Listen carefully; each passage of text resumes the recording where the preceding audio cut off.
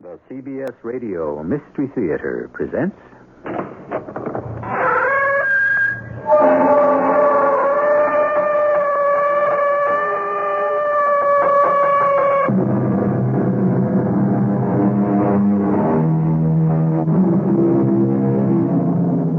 Come in. Welcome. I'm E.G. Marshall. The mandrake is a plant with a darkly colorful history. In ancient times, it was used as a narcotic, for healing bones and as an anesthetic. It was also considered to form the basis for an excellent love potion. But there was just one problem. When torn from the ground, so folklore has it, it would emit such a piercing scream that any living mortal hearing it went mad or died. What was that? Inspector, we must go to the manor at once. I'm afraid we may be too late. You think someone else has been lured to his death? Yes. That's just an old wives' tale, Inspector. I say those people are being murdered.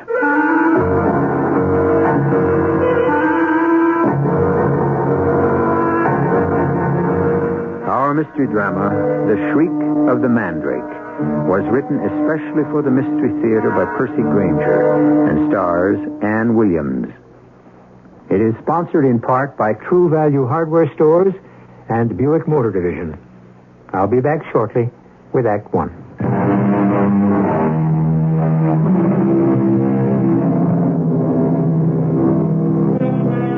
There is no remedy for love but to love more, said Thoreau.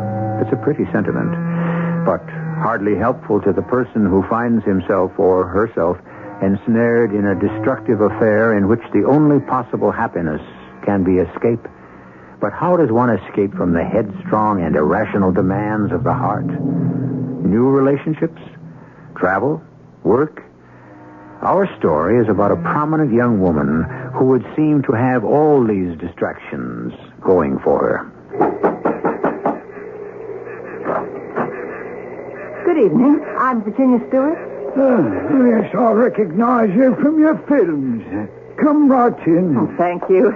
You must be Mr. Coombs. Oh, what a lovely, quaint little inn this is. You know, this is my first triptych. Your room is upstairs. That's all the baggage you have. Yes. Well, I never thought a film star would travel so light. All right, follow me. I suppose the rest of the cast and crew has already arrived. They've gone to dinner in the village, all except that William Boyer all the women drool over. He ain't arrived yet. Well, we drove up together from London. Oh. So where is he then? He's gone to have a look at the old manor where we'll be making the film. By himself? Yes. Oh. If he knows what's good for him, he won't stay there long. Why? Here's your room, the bath at the end of the hall, and sorry for the inconvenience. Oh, you're not happy we're here, are you? No, I'm not. This was a peaceable place before you and your film crew showed up. Now we'll be overrun by all manner of curiosity seekers. Well, it should be good for business, at least. There's more to life than business. Hello. May I come in? Oh, I'm sorry, I didn't mean to startle you. I'm Detton Norris. oh, the author of our marvelous script. And the marvelous book from which the marvelous script was made. Well, you'll excuse me. He's a charming fellow. Who is he? Mr. Coombs. He runs the inn. Aren't you staying here? No, I guard my solitude. I've taken a room in the village. I was just driving about, and I stopped here in hopes of meeting you. Oh, will you forgive me if I unpack? Oh, should I go? No, please stay. I'd rather not be left alone. This English countryside can be pretty gloomy. I promise to set my next script on the French Riviera. Mr. Norris, is there something the matter with the house where we're filming? Wicklow Manor? Mm-hmm. Oh, yes. Thanks to our director, Jake Weller's grim sense of humor, we are shooting in a house that apparently is possessed. You mean haunted? It seems the original resident, a Thomas Foxgrove, was jilted by his mistress some 4 centuries ago. In revenge, he tricked the lady into plucking a mandrake root to make a love potion for her new beau. The mandrake shrieked, as mandrakes are reported to do, and the poor lady went dutifully mad. Thomas Foxgrove, in remorse, threw himself to his death from the tower which is attached to the house. Oh, dear. Anyway, ever since then it's been claimed that Thomas's ghost haunts the place, enticing poor souls to their deaths in the same grisly manner. And people have actually died? Oh, yes, about half a dozen all told, I believe. And always, so the legend goes, the mandrake's shriek is heard to echo across the moors. If you ask me, I'd say the stories have been exploited by persons looking for a convenient way to do in their enemies. You were seeing a lot of William Boyer in London, weren't you? What? Oh, yes, he likes to be on intimate terms with all his leading ladies. Oh, and you? I made it clear to him I'm here to work. The last thing I want now is an emotional attachment. In that case, you have nothing to fear from the legend of Wicklow Manor. Why? Well, apparently the only people vulnerable to the ghost's suicidal invitation are those unhappy in love. Oh. Something wrong? No, nothing. Oh, but something in your suitcase there, that photograph. It's only... I didn't know it was there. Just the sort of thing he would do. That's a handsome man. No, I'm afraid the photograph doesn't tell the full story. He's your boyfriend? Was. You don't sound very convinced. Well, Larry is the kind of person one can't easily forget. He was demanding, self-centered, ruthless. But utterly charming. Yes. I think I know the type. Impossible, but irresistible. Worst of all, he was impossibly jealous.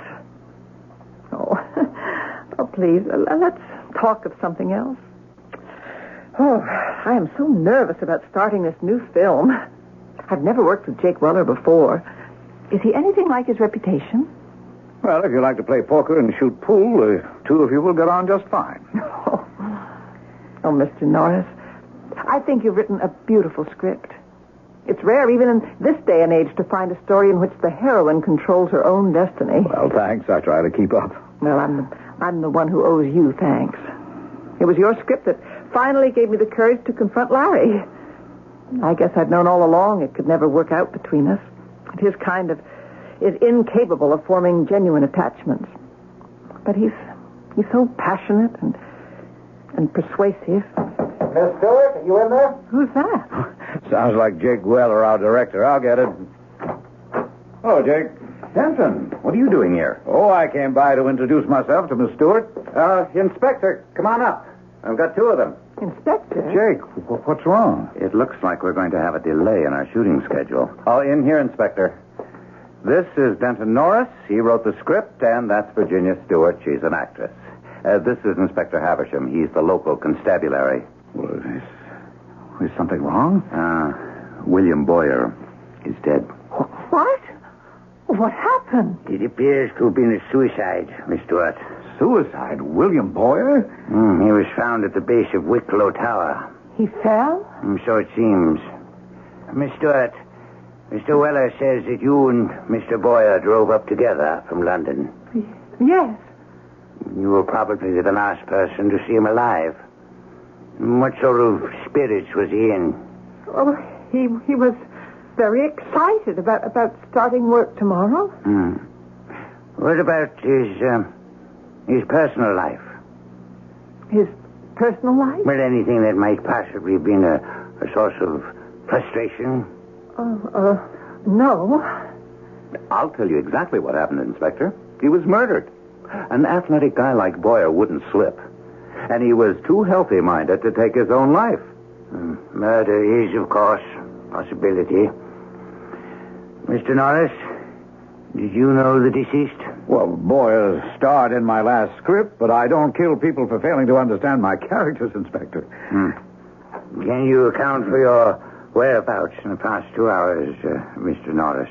Well, I've been with Miss Stewart for perhaps 15 minutes. And before that? I was driving about the countryside. Alone? Yes. Did you stop anywhere? Is there anyone who might be able to verify your movements? Why, no, Inspector. There isn't. Mr. Weller, is there anyone else connected with your company? No, the rest of the cast and crew were all with me at dinner in the village. Inspector, who found William's body? Mr. Perkins. He's a retired ornithologist. He was in the woods near the manor, making tape recordings of the birds there when he heard a piercing shriek from the direction of Wicklow Manor. Went to investigate and found the body. Well, did Mr. Perkins get a recording of this shriek? He did. He gave it to me here in his tape machine. Could we hear it? Certainly.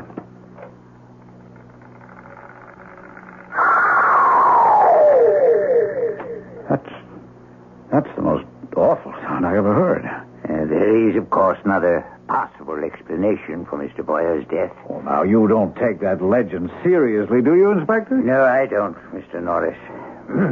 Mr. Weller, if you'd be so kind as to furnish me with a tape of Mr. Boyer's voice, I'll run a voice scan of his voice to compare it to the scream. If the scream came from the deceased's throat, I'll presume suicide. If not, I presume murder. Yeah. Good evening. Oh, it's terrible. Now, what are we going to do, Jake? We'll hold a memorial service tomorrow morning and begin shooting in the afternoon. Begin shooting? How can you? Simple. We'll film around Boyer's scenes until we come up with a replacement. I believe you would have preferred James Cadell in the role all along, wouldn't you, Denton? See you in the morning. How can he be so callous? Oh, he's covering Virginia. Jake liked Bill Boyer a lot. He wasn't much of an actor. Oh, forgive my saying so at a time like this. But he was one heck of a man. Jake sometimes gets the two confused. What do you suppose could have happened? I don't know.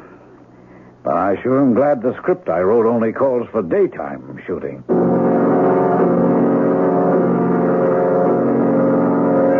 Cut! Oh, finally, we got a take we can print. It's a wrap. I'm sorry, Mr. Weller. I found it very hard to concentrate today. It's okay. I understand. Go back to the inn and get a good night's sleep. Well, there's our wandering screenwriter. I wonder what local phenomena he's been observing today. Jake? Virginia? I've just been to the police station. They ran a test on that tape. It wasn't Boyer's voice. So I was right. He was murdered. Unless you want to believe that legend. Virginia, could I speak to you for a moment? I'll see you two later.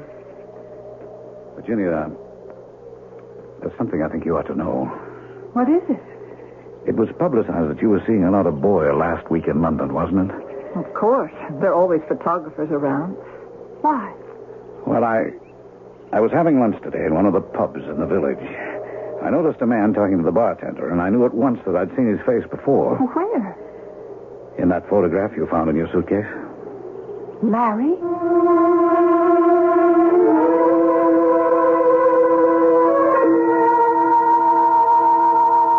If Virginia Stewart had come to England hoping to close the book on the previous chapter of her life, it would appear she has not been successful.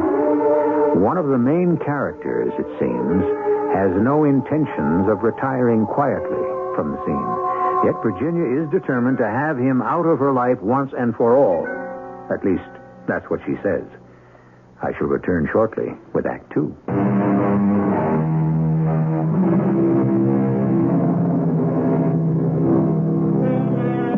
An old English manor house with its very own ghost. A ghost reputed to have the ultimate persuasive power, that of enticing certain suggestible persons to their deaths. A young woman attempting to put behind her an unhappy love affair, one man dead in the precise manner prescribed by legend, another man fleetingly glimpsed who might be the woman's estranged lover.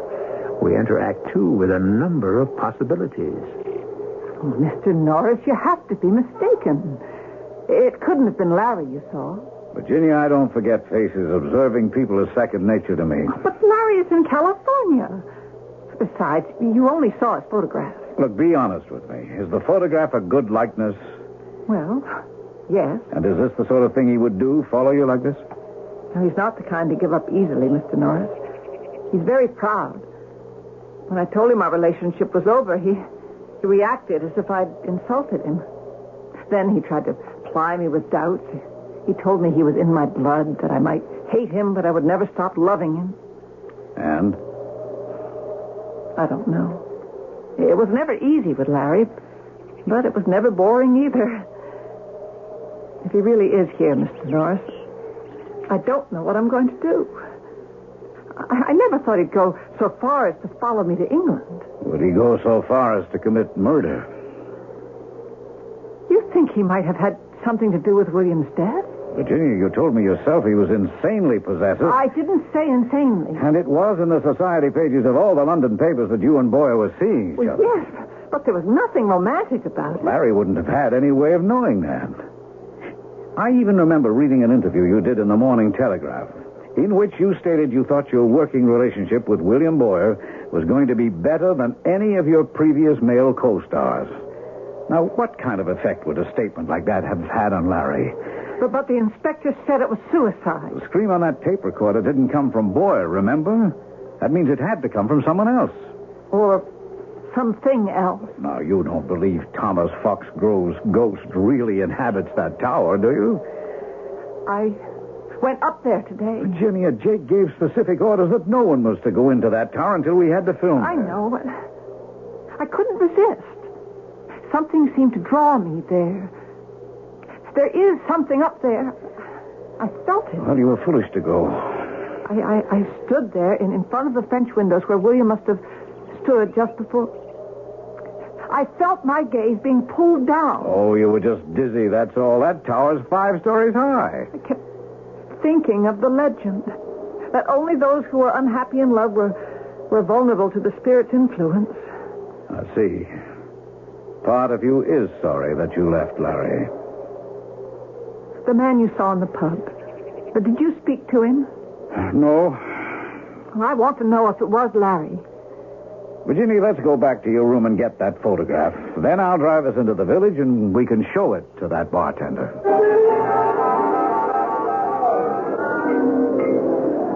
Evening.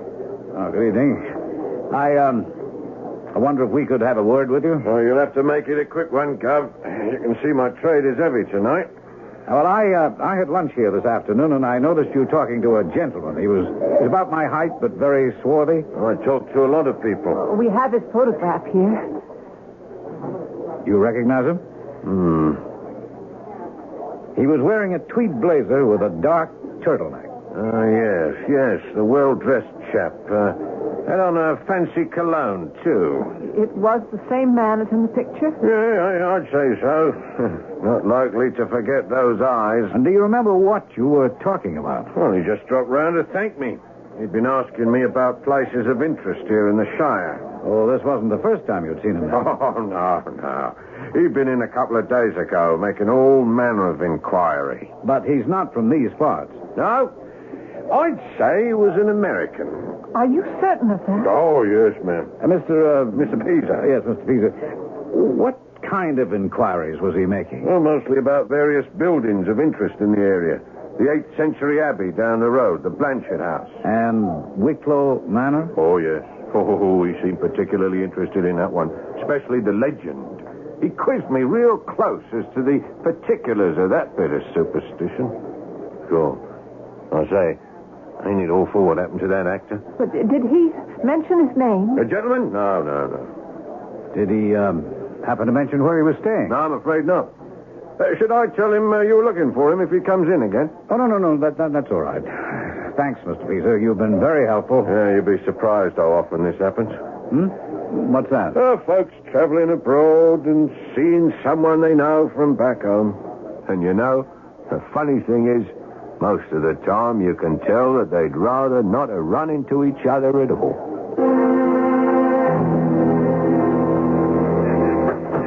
You want me to take you back to the inn? In a minute. I need some air. Oh, it's cold. Virginia, what do you think? But did you tell Inspector Havisham about this?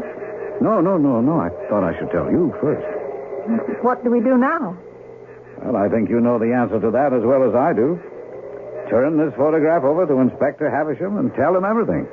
And just what is everything? If what you've told me about Larry is true, he has not only the motive, but the temperament to have killed William Boyer. Well, that's a lie. No, Larry would never do such a thing. Look, Virginia, I know But it. how can you possibly think you know him on the basis of a few words I spoke in anger? It seemed to me you were anything but angry, that you weighed your words pretty carefully. Oh, it's my fault we broke up. I should have been willing to give it another chance. Larry knows that. He knows I'll be back.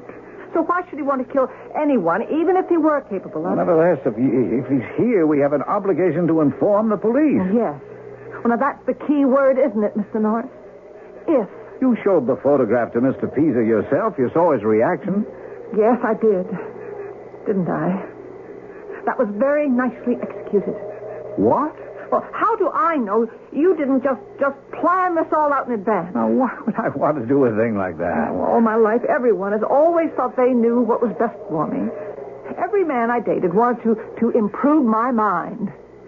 You know why I love Larry? Because at least he accepted me for who I am. Sometimes that's not enough. And my closest friends never understood. I was always having to justify and apologize.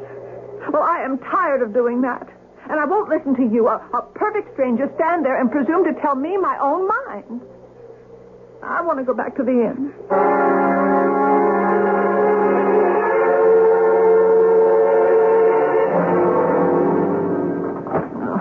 I haven't had anything to eat. Miss Stewart. Oh, Mr. Coombs, you frightened me. That's obvious, all right. Well, what did you think of Wicklow Manor? I don't think I'm any happier about us being here than you are. Good night, Mr. Coombs. I've got a note for you. Who is it from? Mr. Weller. I was on my way to put it under your door. Oh, he wants to see me. That's right. His room's down the hall, number 11. Come on. Mr. Weller? Ah, come in, Miss Stewart. Close the door. Mr. Coombs gave me a note. Is something the matter? He's a character, isn't he? He obviously despises every one of us. Well, at least you know where you stand with someone like that, don't you? What do you mean? You don't think a great deal of me, do you? Well, I've always admired your work as a director. But as a person? I don't think I've met you yet as a person. I see things that perhaps you wouldn't give me credit for noticing, Miss Stewart. Mr. Weller, I'm very tired. And I could see that you didn't think much of the way I reacted to the news of Bill's death. Well, Mr. Norris enlightened me. Norris? Mm-hmm. What did he say? You're just not the type given to displays of sentiment. That's true. I don't wear my heart on my sleeve. No, excuse me. Would you care for a drink? Oh, no. No, thank you. I don't drink while I'm working. Yes. You have that reputation. What? Of turning into something of a cold fish when you're involved in a film. I have that reputation. You save all that famous Virginia Stewart appealing innocence for the cameras, don't you? You're pretty cold-blooded, Miss Stewart. In fact, I'd say we're two fish from the same pond. I think we understand each other. And I think we'll get along just fine. Is that all? There's something else we have in common. What? We're both responsible for Bill's death. What? Me, because I chose Wicklow Manor, knowing full well the truth about the place, and you, because Bill was in love with you, wasn't he? You don't really believe that legend, do you? I'm a romantic at heart, Miss Stewart. Much as that may surprise you. I believe in a great many things. Will you come with me to the tower? When? Now. Two cold-blooded fish like us shouldn't be frightened, should we? Why? I have to, Miss Stewart. I have to find out for myself if there really is a ghost there. If I really am partly to blame for Bill's death. I think you've had too much to drink. There's another reason, too. Well, what's that? I'm very attracted to you, Miss Stewart. I'd better go. No, Virginia, wait. Look, I'm a very lonely man.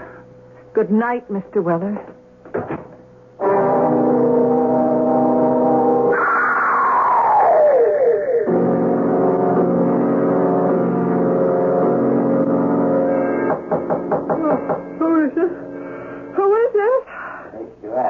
It's Inspector Havisham. Just a moment. It's almost midnight, Inspector. What do you want? You didn't hear anything? Well, I'm a very sound sleeper. You're what? The Mandrake Shriek. What? Mr. Jake Weller is dead. He was found at the base of Wicklow Tower. No.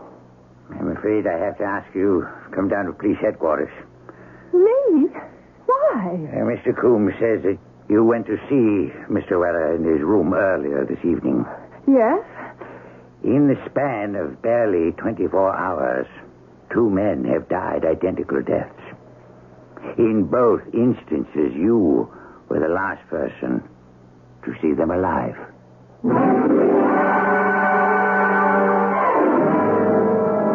Someone once said that we are fascinated by the mystery of a detective story because we are all full of crime, only we don't dare. Could it be that we're fascinated by the ghost story for a similar reason? That no matter what the scientific bent of our minds, in our inmost souls, we're all as full of superstition as our primitive ancestors. Of course, at this point, we still don't know which kind of story we're dealing with, detective or ghost. We shall find out when I return shortly with our final act.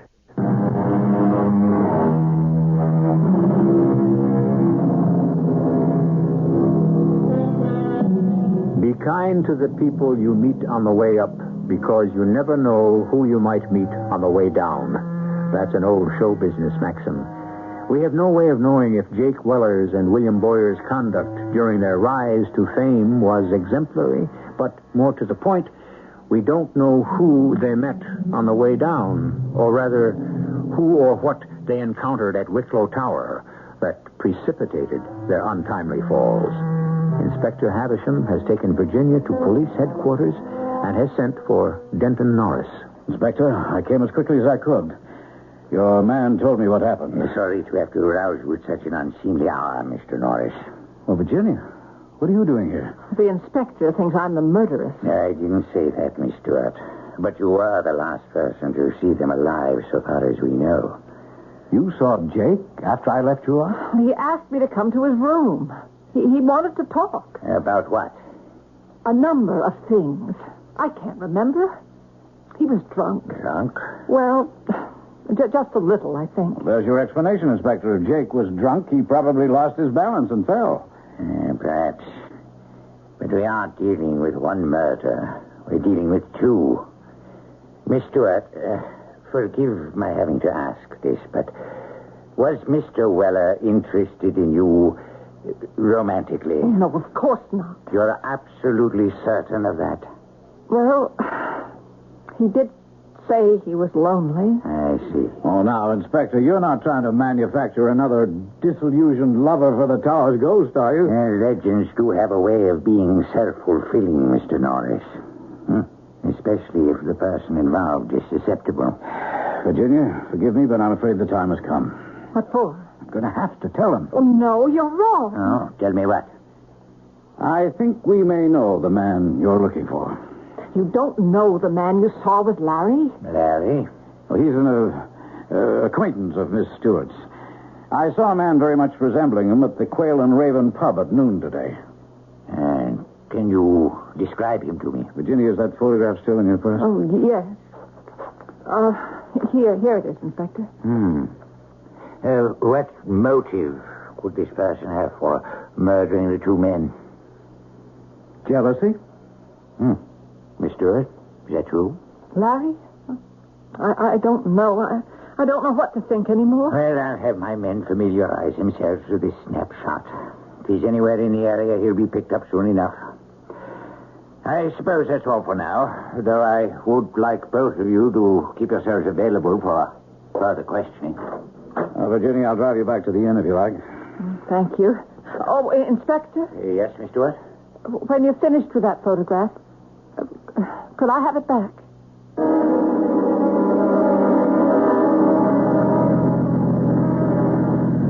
Well, I guess they'll have to cancel the film now. I don't care. I just want to get away from this place. I'm sorry, Virginia. I had to tell him. Oh, it's okay. You did what you thought was right. I couldn't bear to have you mad at me. If Larry is here, he could be questioned. And if he's innocent, he has nothing to fear. You are upset. Oh, of course I'm upset. To think the man I love might be capable of murder. Well, under the right circumstances, I think all of us are capable. Do you? Oh, yes. But if Larry did kill them because he was jealous, I don't understand it. What? Well, I've spent as much time with you as anyone. If Larry is watching me, why hasn't he tried to kill you? I haven't gone to the tower. Still, it's almost enough to make one believe the legend. Oh, why? William and Mr. Weller both wanted something from me, but you don't. Mr. Norris, I want to apologize for my outburst this afternoon. I have no right to lose my temper. Oh, it's all right. I should have been more tactful. No, your suspicions are very honest. You've been kind to me. I need that just now. Oh. What's the matter? Darn, I meant to take that turn off we just passed. Why? To approach your inn from the other direction. Well, I mean, this way we'll go right past Wicklow Manor, and I shouldn't think you'd want to see it now in the middle of the night. I'll just back up. No, don't. Look, you can see it from here. Now, Virginia, you're only going to scare yourself. Mr. Norris, I want to climb that tower. Oh, don't be silly. Well, I couldn't get back to sleep now. Not after what's happened. Why? I can't stand this uncertainty. I think I'm being driven mad. If it is Larry, I want to know. There is one way we could find that out. How? If I went up that tower alone. No. I have a revolver back in my room. No, Mr. Norris, it's too dangerous. I wouldn't think of letting you risk that. Oh, please. Now, you must get me back to the inn right away. All right. But I'll call on you first thing in the morning to make sure you're okay. No, you mustn't see me anymore. Oh, why not? Look, if Larry is here, if he is watching me, he could draw the wrong conclusion. He might think you've taken a romantic interest in me as well. I couldn't ever forgive myself if anything should happen to you. Virginia... Now, please, start the car. Don't you realize that your life is in danger? No, please, Virginia, I started to tell you yesterday that I was grateful for what you said about my script.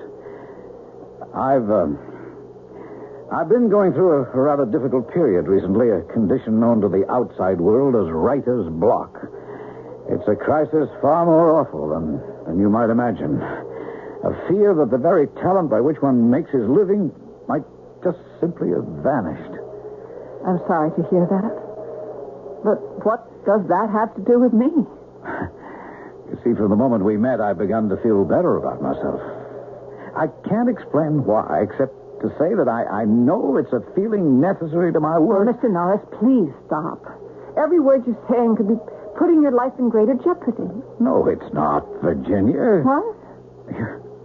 You think I'm too old for you, don't you? That's the real problem, isn't it? Mr. Norris. But I'm not. I'm intelligent, I'm sophisticated, and Virginia, I need you. Mr. Norris, please start the car.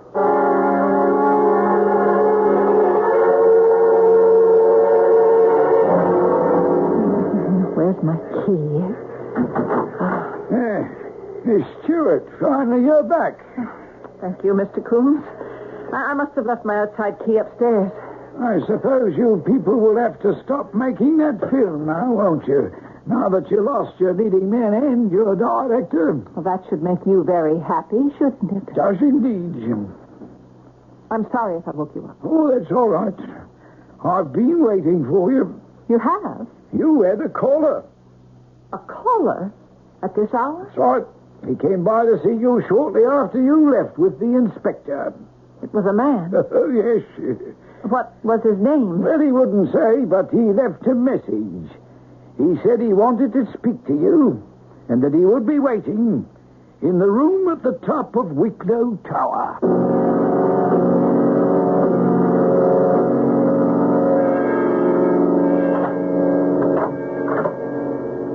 Hello?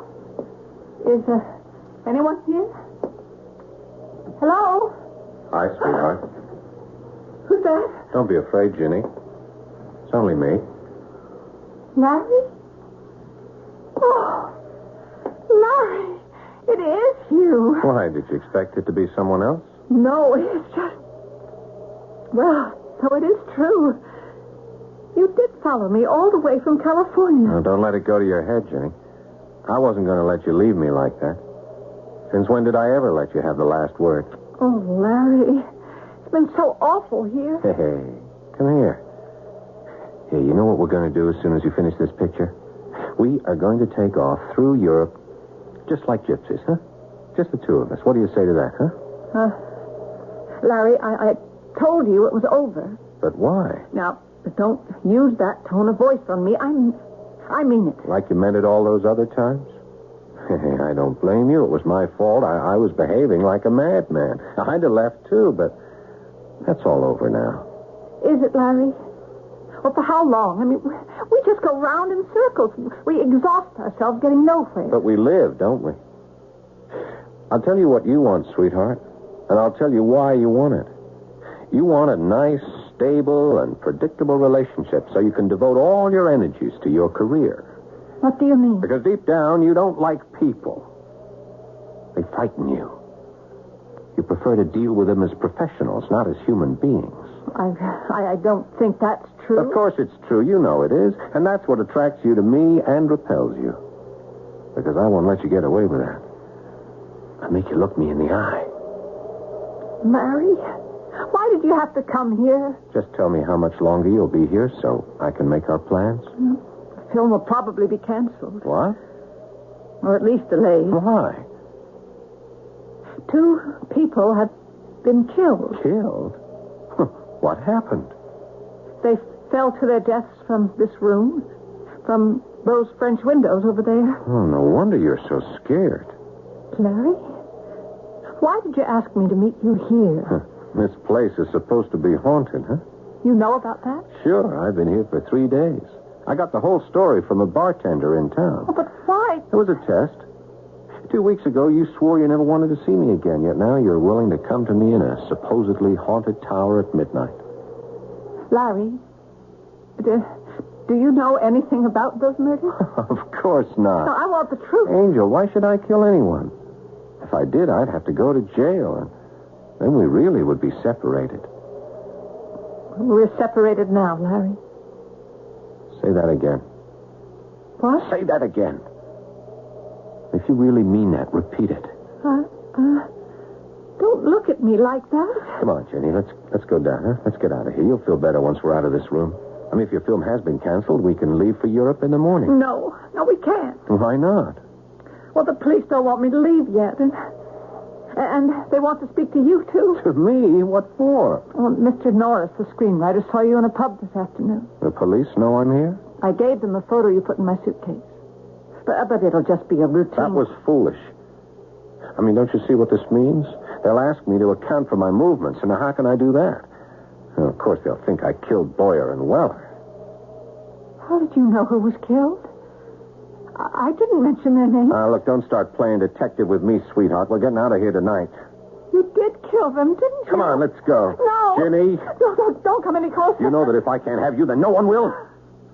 I can't spend the rest of my life doing away with every man you give the green light to. What's that in your hand? Just a tape recorder. I'm afraid we're going to have to wake up the good inspector one more time. Larry, hold it right there. What? Mr. Norris! I've got news for you, sir. The good inspector is already awake. Be careful. The good inspector is also armed. Inspector, how did you know that?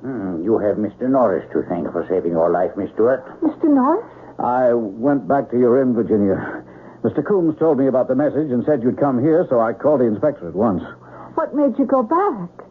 Well, as I was driving back to the village, I began to think about my outburst, and I realized if my feelings for you could make me act foolishly, your feelings for Larry could do the same.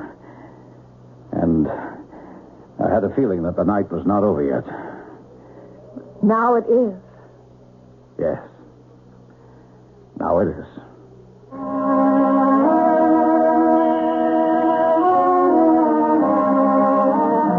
Denton Norris was a writer, and writers, like actors, rely on their powers of empathy to put them in touch with their fellow man, the better to create the characters they write about or portray. In this case, empathy was also responsible for saving Virginia Stewart's life. But what about her almost fatal attraction to Larry? A final word on that in a moment.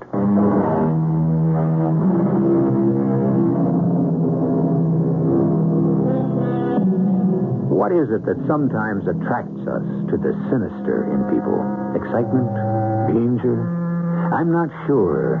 But even so great a poet as John Milton, it is said, was irresistibly drawn to the character of Lucifer when he wrote Paradise Lost. Was Freud right then? That there is a bit of the outlaw in each of us? If so, it behooves us never to forget the ancient warning. Know thyself. Our cast included Ann Williams, Ian Martin, Paul Hecht, and Ray Owens. The entire production was under the direction of Hyman Brown. And now, a preview of our next tale. Where did they break in? They didn't get into the store, best as we can tell. Just slung a brick through the window and cleaned out whatever was in there.